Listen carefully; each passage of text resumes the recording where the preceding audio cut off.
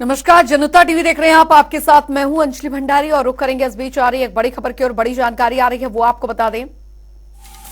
बड़ी खबर, बड़ी जानकारी। यूपी कैबिनेट की अहम बैठक आज। इस वक्त की बड़ी खबर, यूपी कैबिनेट की अहम बैठक सीएम योगी की अध्यक्षता में यह बैठक होने जा रही है। बड़ी और महत्वपूर्ण खबर, 1 दर्जन से अधिक प्रस्तावों पर चर्चा होगी इस बैठक में। कुछ देर में ही शुरू होगी ये बैठक। तो योगी कैबिनेट की अहम बैठक आज। इस वक्त की बड़ी खबर, सीएम योगी की अध्यक्षता में यह बैठक होने जा रही है। जो जानकारी आ रही है, 1 दर्जन से अधिक प्रस्तावों पर चर्चा की जाएगी इस बैठक में। कुछ ही देर में शुरू होगी लोक भवन में यह बैठक, योगी कैबिनेट की अहम बैठक आज। तो बड़ी और अहम जानकारी, सीएम योगी की अध्यक्षता में यह बैठक होने जा रही है। 1 दर्जन से अधिक प्रस्तावों पर चर्चा इस बैठक में होगी। जो जानकारी आ रही है, कुछ ही देर में शुरू होगी लोक भवन में ये बैठक। तो जानकारी आपको यहां पर दे दें। बड़ी खबर, बड़ी जानकारी, योगी कैबिनेट की अहम बैठक होगी शुरू। बस कुछ ही देर में सीएम योगी की अध्यक्षता में ये बैठक होगी। 1 दर्जन से अधिक प्रस्तावों पर जो चर्चा है वो यहां पर की जाएगी। कुछ ही देर में लोक भवन में ये बैठक जो है, कैबिनेट की बैठक, वो शुरू हो जाएगी। तौकीर किदवई संवाददाता हमारे साथ जुड़ गए हैं ज्यादा जानकारी के साथ। तौकीर, कुछ ही देर में योगी कैबिनेट की बैठक शुरू होने जा रही है। क्या कुछ महत्वपूर्ण फैसले इस बैठक में लिए जाएंगे? देखिए, सबसे ज़्यादा इम्पोर्टेंट ये है कि इस बार करीब ऐसे 1.5 दर्जन प्रस्ताव हैं जिस पर मोहर लगने की संभावना जताई जा रही है। सबसे ज़्यादा ज़रूरी है इसमें औद्योगिक विकास विभाग है, आईटी विभाग है, नगर विकास है, चिकित्सा शिक्षा विभाग है। करीब इस तरह के करीब 150 ऐसे प्रस्ताव हैं जो आज रखे जाएंगे, जिन पर मोहर लगने की पूरी संभावना है। सबसे बड़ी बात यह भी है कि इसमें जो सेमीकंडक्टर नीति है 2023 निवेशकों के लिए, उस पर मोहर लग सकती है। और जी, बनाए जाने का प्रस्ताव रखा गया है। इसके अलावा कानपुर, आगरा, प्रयागराज, वाराणसी में जो नगर निगम म्यूनिसिपल बॉन्ड है उसको मंजूरी मिल सकती है, क्योंकि इससे पहले लखनऊ और कानपुर को म्यूनिसिपल बॉन्ड के, लखनऊ और गाजियाबाद को म्यूनिसिपल बॉन्ड की मंजूरी मिल चुकी है। यानी कि सबसे जो जरूरी ये माना जा रहा है कि सबसे इम्पोर्टेंट जो प्रस्ताव है वो आज नगर विकास और शिक्षा विभाग से जुड़े, चिकित्सा शिक्षा से जुड़े हैं, इन पर आज प्रस्ताव में मोहर लगेगी। इससे पहले करीब 25 ऐसे प्रस्ताव रखे गए थे इसके पहले वाली कैबिनेट बैठक में, उसमें मंजूरी मिली थी। फिलहाल आज माना जा रहा है करीब 1.5 दर्जन ऐसे प्रस्ताव है जिन पर कैबिनेट की मंजूरी मिलेगी और उसके बाद इसे धरातल पे उतारा जाएगा। बिल्कुल। अभी कितनी देर में ये बैठक जो है वो शुरू यहाँ पर होने जा रही है? आज देखिए करीब 3 बजे का कार्यक्रम रखा गया है। 3 बजे से कैबिनेट बैठक शुरू होगी, जिसमें सभी कैबिनेट बैठक शुरू होगी, जिसमें सभी मंत्री इस बैठक में शामिल होंगे। और सबसे बड़ी बात ये मैंने आपको बताया कि चिकित्सा शिक्षा, यानी कि जो ब्रजेश पाठक है डिप्टी सीएम है, उनके पास विभाग है। और जिस तरह से कल एक घटना हुई पीजीआई में, जहां पर ऑपरेशन के दौरान वहां पर एक आग लग गई थी और एक महिला और एक बच्चे की मौत हो गई थी।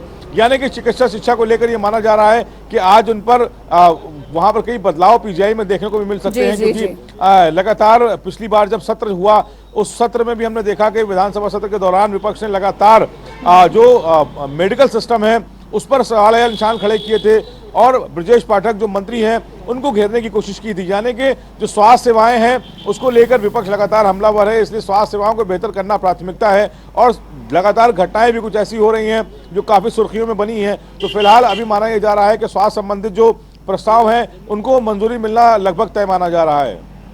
चलिए, बहुत बहुत शुक्रिया तौकीर इस तमाम जानकारी के लिए। आप इस खबर पर नजर बनाए रखें, हम आपसे आगे भी अपडेट लेते रहेंगे। तो बस कुछ ही देर में लोक भवन में बैठक होने जा रही है, योगी कैबिनेट की अहम बैठक आज। कई महत्वपूर्ण प्रस्तावों पर मोहर इस बैठक में लगने वाली है।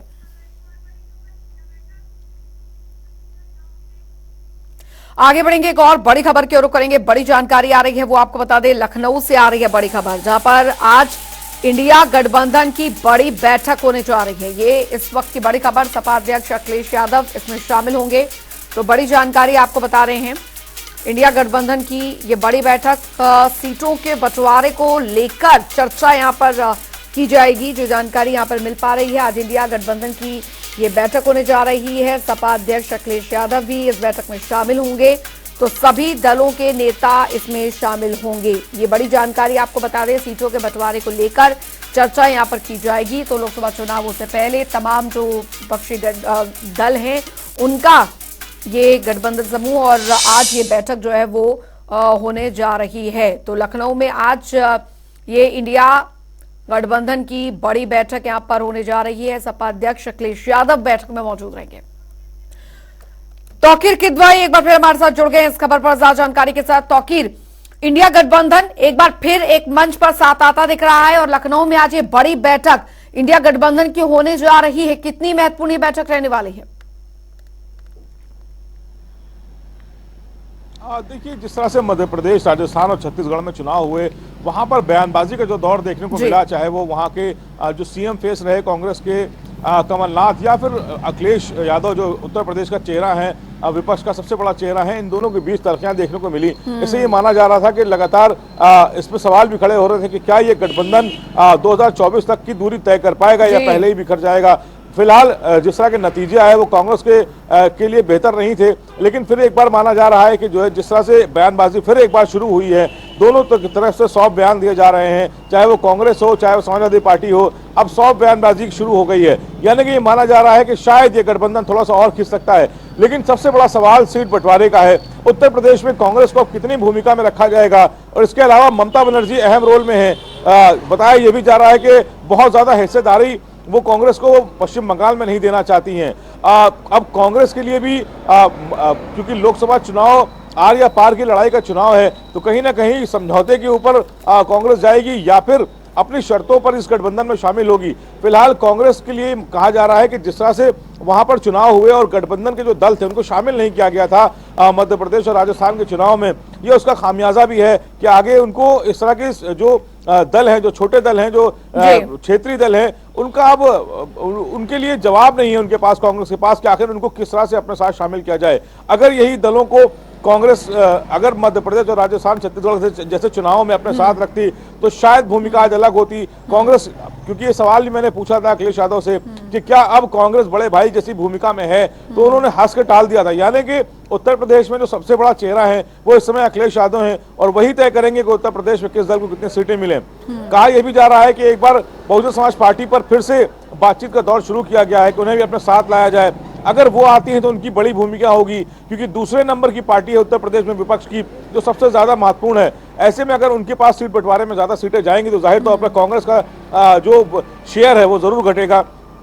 इसके अलावा पश्चिम बंगाल है, बिहार है, जहां पर नीतीश कुमार भी नाराज दिखे थे और उन्होंने कहा था, एक बयान दिया था चुनाव के दौरान कि कांग्रेस अभी राज्य के चुनाव में व्यस्त है, उसे अभी लोकसभा के चुनाव के भी ज्यादा फिक्र नहीं है। यानी कि वो भी इस बात से नाराज थे कि लोकसभा की जो तैयारियां थी वो साथ साथ पैरेलल चलनी चाहिए थी और राज्य के जो चुनाव हो रहे थे उसे अलग नजरिए से देखा जाना चाहिए था। तो फिलहाल नीतीश कुमार, ममता बनर्जी और इसके बाद फिर अखिलेश यादव, ये तीन ऐसे बड़े चेहरे हैं जिनको मनाना होगा पहले तो, और इसके अलावा सीट शेयरिंग में ये बड़ा हक मांगेंगे। ऐसे में कांग्रेस के लिए दुविधा जरूर है कि वो कैसे इस गठबंधन की दूरी को कम करेगी और कैसे सीट शेयरिंग के फॉर्मूले पर सभी दल एक साथ नजर आए। बिल्कुल, और एक सबसे बड़ा मुद्दा यहाँ पर INDIA गठबंधन का सबसे बड़ा मुद्दा ये है नेतृत्व। नेतृत्व किसके हाथ में रहेगा? और उत्तर प्रदेश की अगर बात की जाए तो अभी एक कांग्रेस की तरफ से जो यात्रा है वो भी, उत्तर प्रदेश जोड़ो यात्रा है वो भी निकाली जानी है। उससे पहले ये बैठक यहाँ पर हो रही है। सपा के साथ अलग तलखियां जो है वो हर वक्त दर वक्त जो है वो निकल कर आती है, खासकर चुनावों से पहले। अब ऐसी स्थिति में जब लोकसभा चुनाव नजदीक है, उससे पहले ये जो महागठबंधन INDIA गठबंधन कहा जा रहा है, उसमें यहाँ पर एक मत और नेतृत्व, एक नेतृत्व जो है वो क्या निकल कर आ पाएगा, खासकर उत्तर प्रदेश की अगर बात की जाए तो? मैंने आपको बताया कि जिस तरह से 5 राज्यों के चुनाव हुए और वहां पर 3 जगहों पर भारतीय जनता पार्टी ने अपनी सरकार बनाई। यानी कि संकेत साफ है कि जो भूमिका में कांग्रेस को होना चाहिए था वो मौका उन्होंने गंवा दिया है।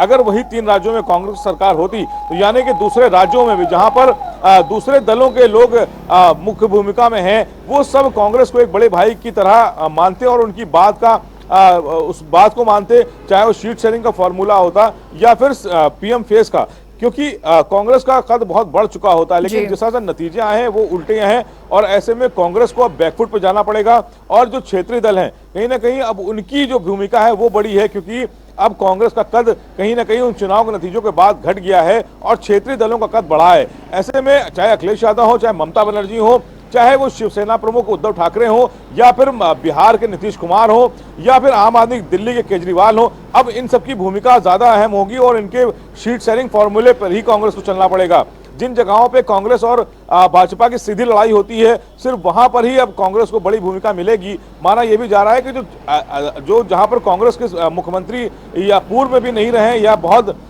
अभी संभावनाएं भी नहीं दिख रही हैं, उन जगहों पर जो छोटे दल हैं उनकी भूमिका ज्यादा अहम होगी। चलिए, बहुत बहुत शुक्रिया तौकीर इस तमाम जानकारी के लिए। तो कुल मिलाकर ये बैठक जो है काफी अहम यहाँ पर रहने वाली है। इंडिया गठबंधन की आज ये महत्वपूर्ण बैठक लखनऊ में होने जा रही है। पूरी तरीके से राष्ट्रीय नेतृत्व तय करेगा कितनी सीटें पर लड़ना है और कितनी सीटें गठबंधन में देनी है, ये पूरी तरीके से राष्ट्रीय नेतृत्व तय करेगा। बिल्कुल बिल्कुल रास्ता खुला हुआ है, ये इंडिया गठबंधन बन चुका है। हमें उम्मीद है देश के सभी नेता मिलकर के और खासकर इंडिया गठबंधन के जितने भी साथी हैं निर्णय लेंगे और आने वाले समय में भारतीय जनता पार्टी को कैसे हटाएं उस पर विचार जरूर होगा। अब ये जो बात चलेगी वो है 2024 के चुनाव को लेकर के। एनडीए हारे, इंडिया जीते, उसकी रणनीति में पीडीए कहीं न कहीं रहेगा। हमारी रणनीति पीडीए है, पीडीए ही एनडीए को हराएगा, पीडीए एनडीए को हरा करके इंडिया को जिताएगा। रुक करेंगे एक और बड़ी खबर की और बड़ी जानकारी आ रही है वो आपको बता दें। बड़ी और अहम खबर इस बीच आ रही है। ज्ञानव्यापी मामले में हाईकोर्ट का बड़ा फैसला ज्ञानव्यापी केस में मुस्लिम पक्ष को बड़ा झटका लगा है। हाईकोर्ट द्वारा जो बड़ा फैसला लिया गया है, मुस्लिम पक्ष को झटका। 5 याचिकाओं पर हाईकोर्ट ने सुनवाई की है और स्वामित्व को चुनौती देने वाली याचिका खारिज कर दी गई है। तो ज्ञानव्यापी मामले में हाईकोर्ट का बड़ा फैसला। ज्ञानव्यापी केस में मुस्लिम पक्ष को बड़ा झटका लगा है। हाईकोर्ट ने मुस्लिम पक्ष की याचिका खारिज कर दी है। ये बड़ी खबर आ रही है। 5 याचिकाओं पर हाईकोर्ट ने सुनवाई की, जिसमें स्वामित्व को चुनौती देने वाली याचिका खारिज कर दी गई है हाईकोर्ट की तरफ से। तो ज्ञानव्यापी मामले में हाईकोर्ट का यह बड़ा फैसला आया है निकलकर। ज्ञानव्यापी केस में मुस्लिम पक्ष को बड़ा झटका लगा है। हाईकोर्ट ने मुस्लिम पक्ष की याचिका खारिज की है। 5 याचिकाओं पर हाईकोर्ट ने सुनवाई की है। ये बड़ी खबर आपको बता रहे हैं। स्वामित्व को चुनौती देने वाली याचिका खारिज कर दी गई है। ज्ञानव्यापी मामले में हाईकोर्ट का यह बड़ा फैसला निकलकर सामने आया है। तो बता दें आपको, ये बड़ा फैसला यहां पर निकलकर सामने आया है। हाईकोर्ट का बड़ा फैसला, मुस्लिम पक्ष को बड़ा झटका जो है वो माना जा रहा है। एसआई सर्वे आदेश के खिलाफ 2 अर्जियां जो थी, केस सुनने योग्य है या नहीं। 1991 में कोर्ट में दाखिल यह अर्जी की गई थी। परिसर को हिंदुओं को सौंपने की मांग, पूजा अर्चना की इजाजत की मांग। तो बता दें आपको, स्वामित्व को चुनौती देने वाली याचिकाएं जो है वो खारिज कर दी गई हैं। ये बड़ा फैसला हाईकोर्ट की तरफ से इस बीच निकलकर सामने आया है। बड़ी खबर आपको यहां पर बता रहे हैं। तो ज्ञानव्यापी मामले में हाईकोर्ट का यह बड़ा फैसला निकलकर सामने आया है। ज्ञानव्यापी केस में मुस्लिम पक्ष को बड़ा झटका लगा है। सैयद मोहम्मद आमिर संवाददाता हमारे साथ जुड़ गए हैं ज्यादा जानकारी के साथ। सैयद, ज्ञानव्यापी मामले में हाईकोर्ट का यह बड़ा फैसला सामने आया है। जी बता दें अंजलि कि जैसे कि ज्ञानव्यापी मामले में आज जहां हाईकोर्ट ने मुस्लिम पक्ष की याचिका को खारिज कर दिया है और साथ ही 6 महीने में ट्रायल पूरा करने का निर्देश दिया है, क्योंकि जो 1991 वर्शिप एक्ट था इसमें साफ कहा गया कि किसी भी धार्मिक स्थल का डुअल कैरेक्टर नहीं हो सकता है, चाहे वो या फिर मस्जिद होनी चाहिए या फिर वो मंदिर होनी चाहिए। 1991 वर्शिप एक्ट किसी भी ड्यूल मॉडल पे नहीं होता है लागू, से बाधित नहीं है और यह सूट चलेगा क्योंकि 15 अगस्त 1947 को 15 अगस्त 1947 को जो यह निर्णय करना है कि मौके की धार्मिक स्थिति मंदिर की थी या मस्जिद की थी, इसके लिए माननीय उच्च न्यायालय ने यह आज कहा है कि किसी भी धार्मिक स्थल का डुअल धार्मिक स्वरूप नहीं हो सकता, या तो वह मंदिर का होगा या मस्जिद का होगा, लेकिन इसको निर्धारित करने के लिए साक्ष्य की आवश्यकता होगी। और लोअर कोर्ट को डायरेक्ट किया कि इस पर साक्ष्य लें कि 15 अगस्त 1947 को उसकी धार्मिक स्थिति क्या थी।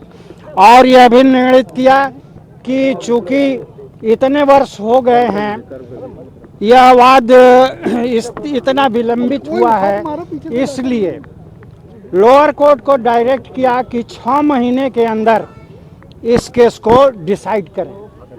यह भी कहा है कि यह केस 2 इंडिविजुअल के बीच में नहीं है, बल्कि यह नेशनल इम्पोर्टेंस का केस है और 2 बड़े समुदायों के बीच का केस है, और इतना विलंब हो चुका है जो नेशनल हित में नहीं है।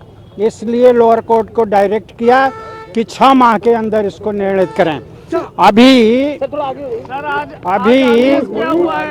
कोर्ट ने यह भी कहा कि एएसआई सर्वे का जो आदेश लोअर कोर्ट ने पारित किया है वह भी पुष्टिकृत किया जाता है, और उस आदेश के अंतर्गत जो भी बिंदुओं पर एएसआई ने दूसरे केस में केस फाइल किया है, जो रिपोर्ट फाइल किया है, वह सेम रिपोर्ट इस केस में भी फाइल की जाएगी, और यह देखा जाएगा कि उस आदेश के अंतर्गत जो एफर्म हुआ है उसके अंतर्गत कोई सर्वे का कार्य अधूरा रह गया है तो उसको भी एएसआई पूर्ण करके और इस केस में अपनी रिपोर्ट दाखिल करेगी। खुदाई भी कर सकती है? बिल्कुल करेगी, खुदाई करने का आदेश है। आपकी मेन प्ली क्या थी? ढांचा है उसको सभी मेन प्ली थी कि यह हिंदुओं का स्थान है, भगवान शंकर का मंदिर है, भगवान शंकर स्वयं विराजमान है वहाँ, क्योंकि वह भगवान स्वयंभू हैं, जमीन से ही निकले हैं और वहीं बैठे हुए हैं, अनादिकाल से अब तक आज भी बैठे हुए हैं। इसलिए उसके धार्मिक स्वरूप मंदिर का है, और हिंदुओं को इसमें पूजा पाठ इत्यादि करने का और इस मंदिर को पुनर्निर्माण करने और मरम्मत इत्यादि हर प्रकार का करने का उन्हें अधिकार है, यह कहा गया था, और कोर्ट ने इस सारी चीजों को मान लिया है। सर, सुप्रीम कोर्ट तोड़ा जा सकता है, तोड़ने के लिए ही ये वाद किया गया है, और वाद में न्यायालय आदेश देगी तो वह टूट जाएगा। सर, सुप्रीम कोर्ट में अब मुस्लिम पक्ष के लिए क्या प्री हो सकती है और उसका किस तरीके से डिफेंड किया जा सकता है? देखिए, मुस्लिम पक्ष केवल हठवादिता पर है और कुछ भी नहीं है, हठवादिता पर उतारू है, और सुप्रीम कोर्ट अवश्य जा सकती है। सुप्रीम कोर्ट में हम लोग उसकी लड़ाई भी लड़ेंगे। मैं विजय शंकर रस्तोगी, वाद मित्र, काशी विश्वनाथ, ज्ञानवापी, वाराणसी।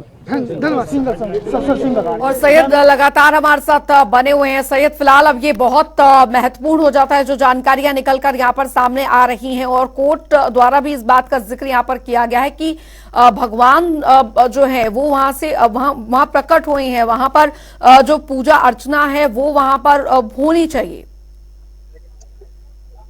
जी, आपने जैसे कि सुना कि पूरे मामले पे अधिवक्ता विजय शंकर रस्तोगी ने बताया कि किस तरह से कोर्ट ने इस पर टिप्पणी की है, और साथ ही कोर्ट ने इस पूरे मामले को गंभीरता से लिया है, और ऐसे में अब ये जो आदेश हुआ है, साथ ही ये बड़ा आदेश है और हिंदू पक्ष के लिए राहत की खबर है, क्योंकि जिस तरह से याचिका मुस्लिम पक्ष की खारिज कर दी गई है, और साथ ही इस मामले में जहां अब 6 महीने में पूरा ट्रायल पूरा हो जाएगा और इसके बाद ये पूरे रास्ता साफ हो जाएगा और सारा दूध की दूध, पानी का पानी हो जाएगा। जी चलिए, बहुत बहुत शुक्रिया सैयद मोहम्मद आमिर इस तमाम जानकारी के लिए। तो फिलहाल आपको बता दें, ये बड़ा फैसला यहाँ पर निकलकर सामने आया है। 5 याचिकाओं पर हाईकोर्ट ने सुनवाई यहाँ पर की है। ज्ञानव्यापी मामले में मुस्लिम पक्ष को बड़ा झटका, ज्ञानव्यापी मामले में हाईकोर्ट का ये फैसला सामने आया है, और वो हमने आपको सुनाया भी। हाईकोर्ट ने मुस्लिम पक्ष की याचिकाओं को खारिज किया, स्वामित्व को चुनौती देने वाली याचिका खारिज की गई है। और चलिए अब रुक करेंगे 2 मिनट में 10 बड़ी खबरों की और फटाफट अंदाज में। मिर्जापुर पुलिस को मिली बड़ी सफलता। पुलिस ने 27.5 लाख के अवैध मादक पदार्थ के साथ 2 लोगों को किया गिरफ्तार। एसपी सिटी में मामले का किया खुलासा। अयोध्या में चल रहे अनैतिक देह व्यापार का मामले में कुछ लोग हुए गिरफ्तार। सरस्वतीपुरी कॉलोनी में हुई रैकेट की गिरफ्तारी। मिर्जापुर में पुलिस मुठभेड़ में 15,000 का इनामी गौ तस्कर घायल। आरोपी के कब्जे से तमंचा, कारतूस व मोटरसाइकिल बरामद। कोतवाली देहात में मामला दर्ज कर कानूनी कार्रवाई की जारी। मिर्जापुर में थार से स्टंट करने का वीडियो सोशल मीडिया पर वायरल। पानी में गोल गोल घुमाकर गाड़ी को नचवाया गया। पुलिस ने अभी तक कोई कार्रवाई नहीं की। कानपुर में तमंचे के बल पर कोटदार के अश्लील वीडियो बनाकर हुई ब्लैकमेलिंग में पीड़ित कोटदार से 5 लाख रुपए की डिमांड। पुलिस ने एक युवती समेत 4 लोगों पर दर्ज किया मुकदमा। अमेठी जिले में आज से शुरू होगी अग्निवीर सेना भर्ती रैली। अमेठी जिला प्रशासन और सेना प्रशासन ने तैयार की पूरी और साथ ही अग्निवीर बनने के लिए दौड़ लगाएंगे 13 जिलों के अभ्यर्थी। 19 दिसंबर से 29 दिसंबर तक शुरू होगी भर्ती रैली। सहारनपुर में लकड़ी गोदाम में लगी भीषण आग बुझाने में जुटी फायर ब्रिगेड की 9 गाड़ियां। सहारनपुर में चोरों का गैंग गिरफ्तार। चोरों के पास से 1,30,000 रुपए नकद, 10 तोले सोने और 800 ग्राम चांदी के आभूषण हुए बरामद।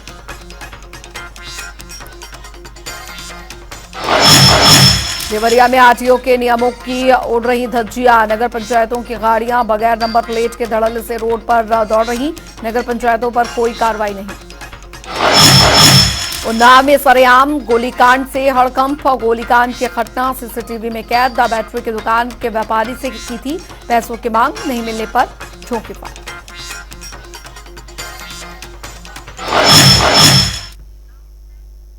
चलिए इसी के साथ उत्तर प्रदेश की खबरों में अभी के लिए फिलहाल इतना ही। वक्त एक छोटे से ब्रेक का।